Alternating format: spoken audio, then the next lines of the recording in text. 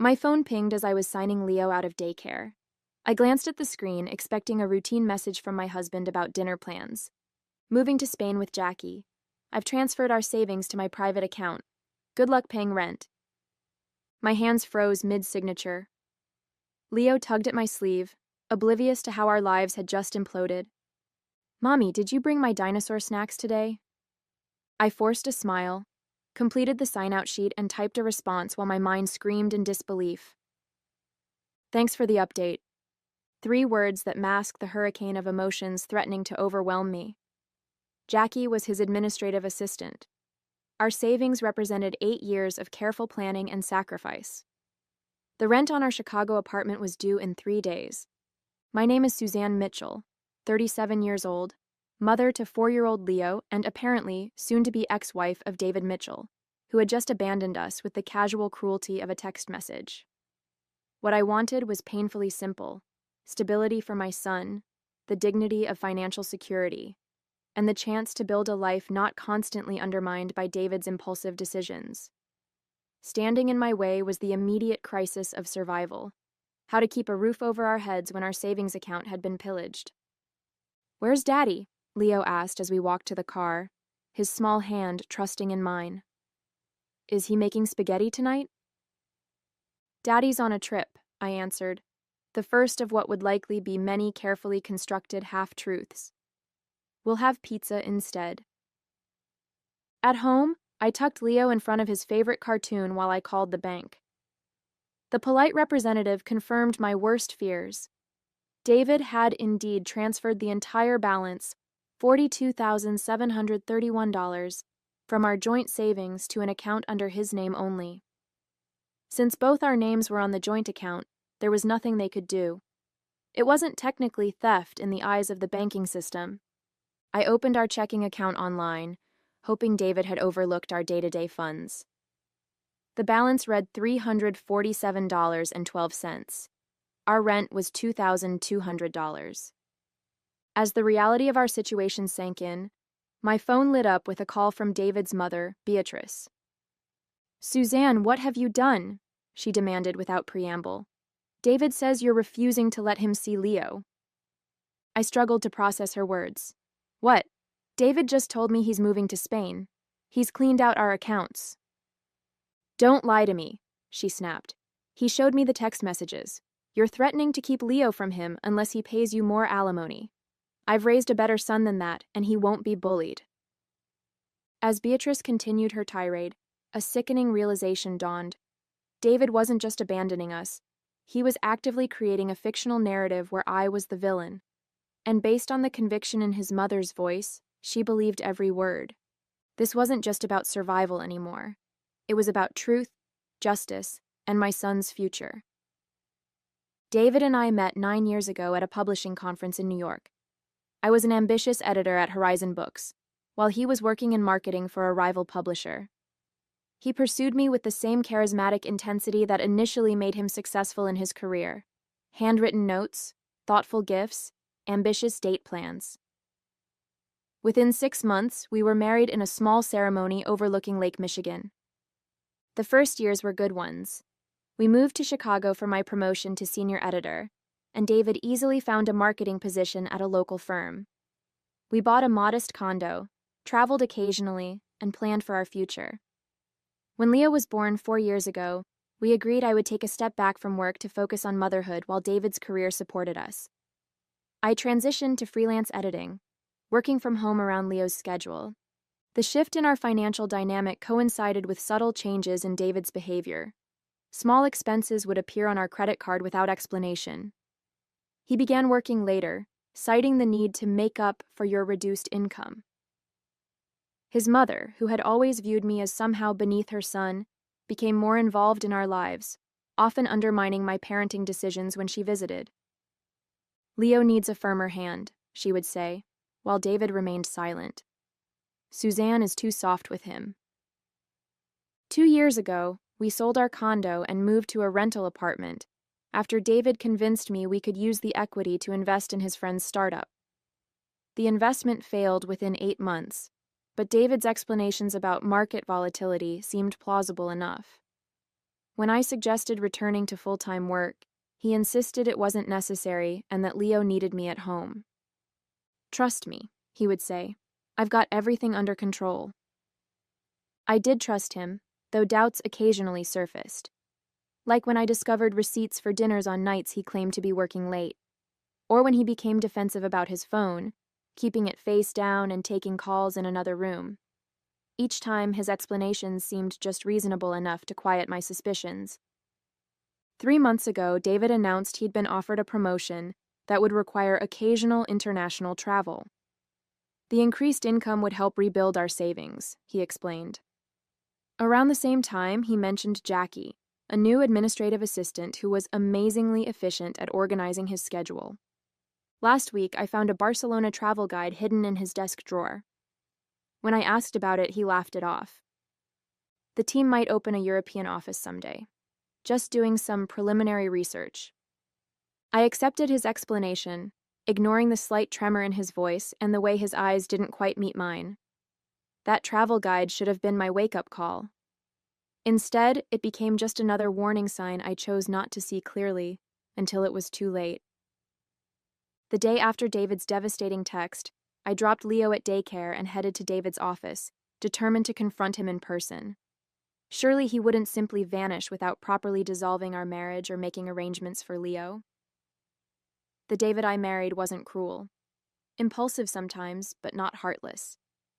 The receptionist's expression shifted from professional welcome to discomfort when I asked for David. "I'm sorry, Mrs. Mitchell, but David no longer works here. He resigned last week." "Last week?" My voice sounded distant even to my own ears. "That's impossible. He was here Monday." She fidgeted with a pen. "I'm really not supposed to discuss personnel matters, but he submitted his resignation 2 weeks ago. Yesterday was his last day." 2 weeks. While I was planning meals and managing Leo's preschool applications, David had been orchestrating his escape. The receptionist avoided eye contact as I thanked her and walked numbly toward the elevator. In the parking garage, I called David's closest friend, Trevor. "Hey, Suzanne," he answered cautiously. "How are you holding up?" "You knew," I said, realization dawning. "You knew he was planning to leave." Trevor's hesitation confirmed it before he spoke. He made me promise not to say anything, said he needed a clean break. A clean break from his child? My voice rose despite my efforts to remain calm. From 8 years of marriage? "Look, I'm sorry. I told him it was wrong, but Jackie makes him happy. He said you and Leo would be better off without him dragging you down. Jackie makes him happy." The words cut deeper than they should have. I knew their relationship wasn't just professional, but hearing it confirmed by a mutual friend transformed suspicion into humiliating certainty. "Did he tell you he emptied our bank accounts?" I asked. Trevor's silence spoke volumes. "Christ, Suzanne, I had no idea he'd go that far." His voice dropped. "That's messed up." After ending the call, I sat in my car, the full scope of David's betrayal washing over me. This wasn't an impulsive decision or momentary weakness. It was a calculated escape, meticulously planned while he played the role of committed husband and father. When I arrived home, a certified letter awaited me. Inside was a petition for divorce, filed by David a week earlier, citing irreconcilable differences. The document listed his new address in Barcelona and requested that all parental rights and obligations remain with the mother, with no visitation or custody granted to the father. He was legally abandoning Leo while simultaneously portraying me as the one keeping them apart. Attached was a note from David's lawyer. "Mr. Mitchell has indicated you have substantial savings to cover your needs during this transition. He will not be providing spousal or child support." I slumped onto the couch, documents scattered around me. Every aspect of our life together now appeared as a carefully constructed lie. The man I married, or thought I married, had been plotting his exit for weeks, possibly months, ensuring he escaped with our financial resources while creating a narrative that painted him as the victim. My phone pinged with a message from David. landed in Barcelona. Don't try to contact me. My lawyer will handle everything. Anger began to replace shock. For Leo's sake, I needed to think clearly. First step, secure our housing situation before the rent came due. Second, document everything for the divorce proceedings. Third, find a lawyer who could help me navigate this nightmare. For the first time since receiving David's message, I allowed myself to cry, not from heartbreak, but from the overwhelming realization of what I was facing. When the tears subsided, one thought remained clear. David had underestimated me. He had always underestimated me. 3 days after David's departure, I sat across from Vivian Aguilar, a divorce attorney recommended by a college friend. Her office was modest but orderly, much like Vivian herself. "Let me be clear," she said after reviewing my documents. "What your husband did is reprehensible, but not entirely illegal. Since you were married, he had legal access to those joint accounts. Even if he was planning to abandon us?" My voice cracked, despite my efforts to remain composed. "The good news is judges don't look kindly on this kind of behavior. We can petition for emergency child support and potentially freeze any remaining assets." She leaned forward. "What we need is proof that he's continuing to earn income while evading his parental responsibilities." I nodded, already gathering evidence. Screenshots of David's text messages, bank statements showing the massive withdrawal, the certified divorce petition. But finding proof of his current employment seemed impossible from nearly 4,000 miles away. That evening, desperate for short-term solutions, I called my parents in Michigan. They immediately offered to cover my rent and basic expenses until the legal situation improved. "We'll be there tomorrow," my mother said firmly. "You shouldn't be alone right now." Her support loosened something tight in my chest. With Leo safely tucked into bed, I turned my attention to David's abandoned desk. I needed any documentation that might help my case: tax returns, employment contracts, anything that proved his income potential and obligations to Leo. In the bottom drawer, beneath a stack of old warranties, I found a sealed envelope addressed to David's mother. Curiosity overrode my hesitation. Inside was a birthday card and a handwritten note. "Mom, thanks for helping with the Barcelona apartment deposit. Jackie and I can't wait to show you our new place when you visit in May. We couldn't have made this happen without your support. Love, David." The date on the card was from 3 months ago, around the time David had first mentioned his promotion. Beatrice hadn't just known about his plans, she had financially supported them. With shaking hands, I photographed the card and note, then continued searching. Tax returns, investment statements, our marriage certificate. I organized everything methodically. In his email drafts folder on our shared computer, I discovered an unsent message to Jackie with an attached resume, listing his new position at Meridian Global Barcelona, with a start date just 2 days after his text to me. Armed with this crucial evidence, I met with Vivian again. She reviewed everything, her expression growing increasingly determined. "This is exactly what we needed. We can file for emergency orders today: child support, freezing of marital assets, and potentially even an order for him to return to the jurisdiction." Hope flickered for the first time since David's text. What happens next? First, we file the emergency motions. Then, we depose Beatrice about her involvement.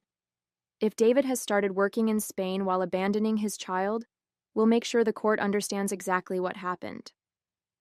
The following day, buoyed by this progress, I received a message from David's lawyer: an offer of $5,000 in full settlement of all claims. "They're testing your desperation," Vivian advised when I forwarded it to her. "Don't engage." That night, I received a direct message from David. "Take the settlement, Suzanne. You won't get more, and fighting will just drain what little I've offered. Be reasonable for once." His condescension ignited a quiet fury. I didn't respond, but I saved the message as evidence of his attitude toward his responsibilities. 2 days later, we secured an emergency hearing date. That same afternoon, I received an unexpected call from Jackie's ex-roommate, Bethany, who had discovered my contact information in Jackie's abandoned belongings. I thought you should know what they were planning, Bethany said, her voice hesitant. Jackie's been talking about this for months, how they were going to start fresh in Spain without any baggage. She even bragged about how David was setting aside money where you couldn't touch it. My momentary optimism crumbled as Bethany continued, describing conversations she'd overheard between Jackie and David about creating offshore accounts and establishing residency in Spain specifically to complicate legal proceedings. They have a whole plan to make fighting them so expensive and difficult that you'll eventually give up, Bethany concluded. I'm sorry. I just thought you deserved to know what you're up against. The morning of our emergency hearing, I woke to another text from David. I hear you're dragging Mom into this. Bad move, Suzanne. Drop this now, or I'll make sure you regret it. His threat strengthened my resolve. In the courthouse, Vivian and I waited outside the assigned courtroom, reviewing our presentation one final time. The doors opened and David's lawyer emerged, a polished man in an expensive suit who exuded confidence. Mrs. Mitchell, he nodded curtly. Mr. Hoffman, representing David Mitchell. Before I could respond, an unexpected figure appeared behind him. Beatrice, immaculately dressed and wearing the same disapproving expression she'd directed at me for years. You should be ashamed, she hissed, ignoring Vivian's warning hand on my arm. Trying to extort my son when you're the one who drove him away. Mrs. Mitchell, Vivian interjected smoothly. Since you're here, I should inform you that we'll be calling you as a witness regarding your financial support of your son's abandonment of his family. Beatrice's face paled slightly, but she maintained her composure.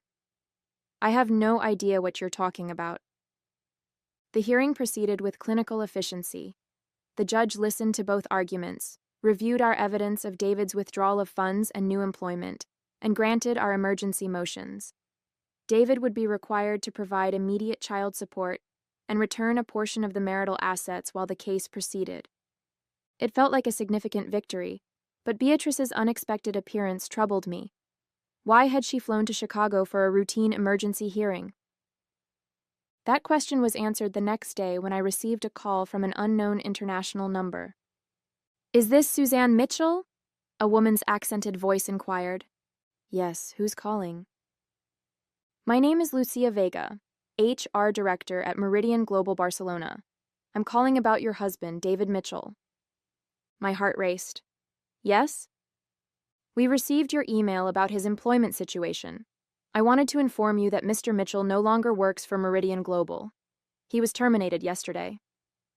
I frowned in confusion. I didn't send any email. There was a pause. Someone using your name sent documentation showing Mr. Mitchell was involved in a custody dispute and had pending legal issues in the United States. Company policy requires disclosure of such matters during the hiring process. The realization hit me. Beatrice. She had impersonated me to sabotage David's employment, ensuring he couldn't comply with the court's support order. It was a calculated move to undermine the judge's ruling and validate David's claim that he couldn't afford to support Leo. Ms. Vega, I did not send that email. Could you forward it to me? Minutes later, I was staring at a message allegedly from me, filled with distorted half-truths about David's situation and threatening the company with legal action if they continued employing him.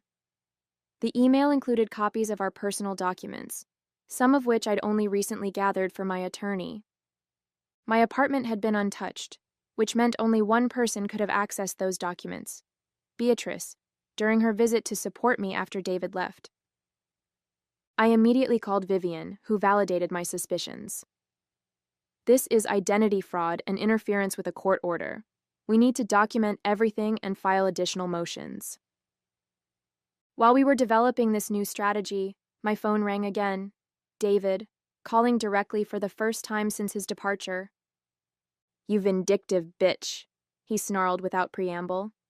You got me fired? After everything I offered you? It wasn't me, David. It was your mother. His momentary silence confirmed he recognized the possibility. That's absurd. Why would she do that? To make you look unable to pay support, to undermine the court order, to turn you further against me. You're lying, he said, but uncertainty had crept into his voice. Mom would never. Check your emails. Look at the documents that were sent. Those were in my apartment until your mother visited last week. The line went silent for several seconds. I'll call you back, he finally said. 10 minutes later, my phone pinged with an email from David containing a bombshell, a series of text messages between him and Beatrice revealing a disturbing truth. This wasn't just about David leaving, it was about eliminating me from the picture entirely. Once you're established in Spain, Beatrice had written 3 months earlier, we can work on getting full custody of Leo. With Suzanne's history of depression after his birth, we can make a case that she's unstable. My postpartum depression, which I'd fought through with therapy and David's apparent support, had been weaponized against me all along. The revelation of Beatrice and David's long-term plot to gain custody of Leo transformed the battlefield. This wasn't merely about financial survival anymore. It was about protecting my son from people who viewed him as a possession to be claimed rather than a child to be nurtured. Vivian immediately filed additional motions documenting Beatrice's identity fraud and the conspiracy to manipulate custody arrangements. We also reported the identity theft to the police, creating an official record of Beatrice's illegal actions. We've strengthened our position considerably, Vivian assured me. But David still has the advantage of physical distance and most of your marital assets. I knew we needed something more. Undeniable evidence that would convince a judge to freeze all of David's assets and potentially compel his return to the United States. The text messages proved conspiracy, but not the location of our missing savings. In a moment of inspiration, I contacted Trevor again. I need your help, I said without preamble. For Leo's sake. Trevor's guilt over his silent complicity in David's plans made him receptive. What do you need? Information. David must have told you more about his financial arrangements, where he was moving the money, how he planned to support himself in Spain. There was a long pause. He mentioned an account in the Cayman Islands, said his mom helped him set it up years ago for tax purposes. I didn't think much of it at the time. Did he mention the bank name? Any details at all? First Caribbean International, I think. Look, Suzanne, I'm sorry I didn't say anything sooner. I never thought he'd leave Leo completely. This new information gave us a starting point, but we needed details. Account numbers, transfer records, anything that would concretely tie David to hidden assets. I remembered that David had always used variations of the same password for his accounts, generally involving Leo's birth date and our anniversary. With trembling fingers, I tried accessing his cloud storage using the most likely combination. To my shock, it worked. Inside were folders meticulously organizing his escape, screenshots of transfer confirmations, correspondence with Beatrice about the offshore account, even a document titled Custody Strategy, outlining their plan to paint me as an unstable mother once Leo was brought to Spain. I immediately forwarded everything to Vivian, who called back within the hour, her voice tense with controlled excitement. This is exactly what we needed. I'm filing for emergency orders freezing the Cayman account and requesting international enforcement. 2 days later, we received our first major victory. The judge granted our motion to freeze David's offshore account pending further investigation. David's lawyer immediately filed a counter-motion accusing me of illegal hacking, which momentarily threatened our progress. Then came the unexpected complication. Jackie called me directly. Suzanne, we need to talk, she said, her voice lacking its usual confidence. David's falling apart here. That's not my concern anymore. Please, she insisted. He's talking about flying back to Chicago to fix things with you directly. I'm worried about what he might do. A chill ran through me. David had never been physically violent, but his current desperation made him unpredictable. Why are you telling me this, Jackie? Because this isn't what I signed up for. He promised a fresh start, not a man obsessing over his ex-wife and hiding money from me too. Her words caught me off guard. He's hiding money from you? He has another account I just found out about. After the judge froze the Cayman account, He told me we'd be fine because he has backup funds his mother doesn't even know about. This was potentially crucial information, but I sensed Jackie wasn't sharing out of pure altruism. "What do you want, Jackie?" "Protection," she said simply. "When David finds out I've talked to you, he'll turn on me too. I need assurance that I won't face legal consequences for my role in this. I can't promise anything without consulting my attorney."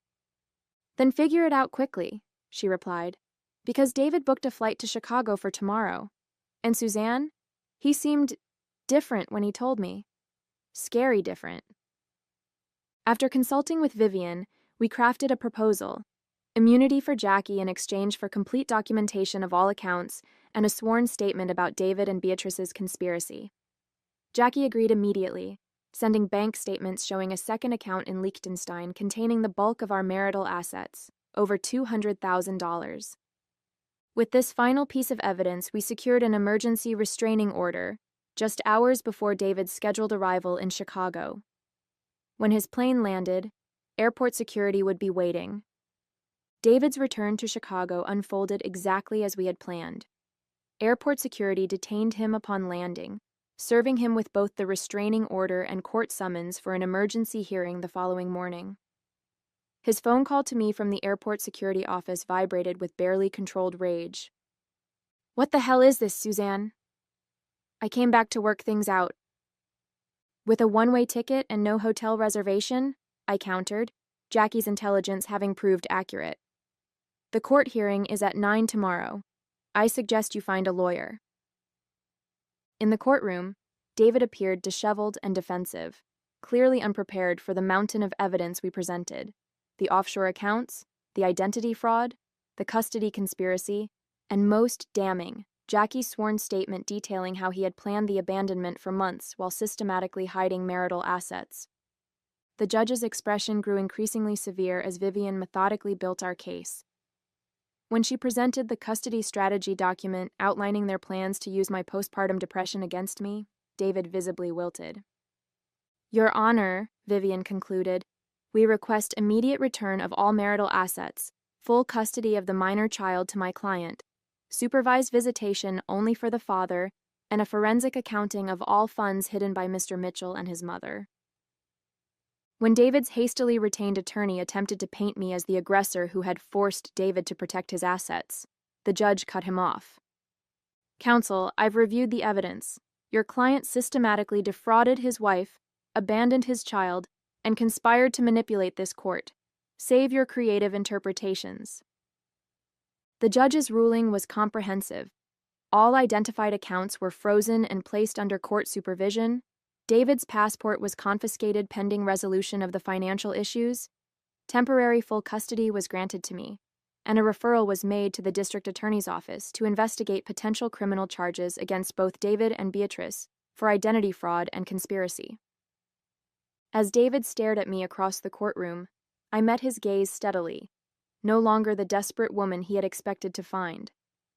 In his eyes, I saw the dawning realization that his carefully constructed escape had become his prison. In the months following the court's ruling, the full consequences of David's actions unfolded with a certain poetic justice.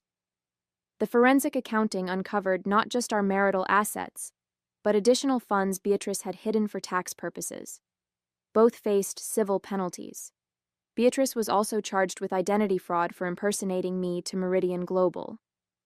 David's attempts to rebuild his life in Chicago floundered. His industry reputation was tarnished by the public court records detailing his abandonment and financial dishonesty. Jackie returned to Spain alone, her immunity agreement having served its purpose for both of us. The divorce finalized with terms heavily favoring me and Leo. Full custody with David granted only supervised visitation, which he rarely exercised. Complete restoration of our marital assets plus legal fees, and substantial child support indexed to David's future earnings to prevent him from deliberately remaining underemployed. Most satisfying was watching Beatrice's carefully constructed social facade crumble when her country club friends discovered she had committed identity fraud to sabotage her own son's employment. The woman who had judged me for years now faced judgment from her peers. 6 months after David's text upended our lives, Leo and I moved into a small but comfortable condo purchased with the recovered funds. A home that was truly ours, with no shadows of betrayal lingering in its corners. "Is Daddy ever coming to visit?" Leo asked one evening as I tucked him into his new dinosaur-themed bedroom. "I don't know, sweetheart," I answered honestly, "but we're going to be okay either way." And we were. I returned to full-time editing with a publishing house that offered flexible hours for parents. Leo thrived in his new preschool. The acute pain of David's betrayal gradually transformed into something quieter, a hard-earned wisdom about resilience and self-reliance. Sometimes life's cruelest moments become unexpected catalysts for growth. David's parting text, "Good luck paying rent," had been intended as a devastating final blow. Instead, it became the first line of a story about finding strength I never knew I possessed.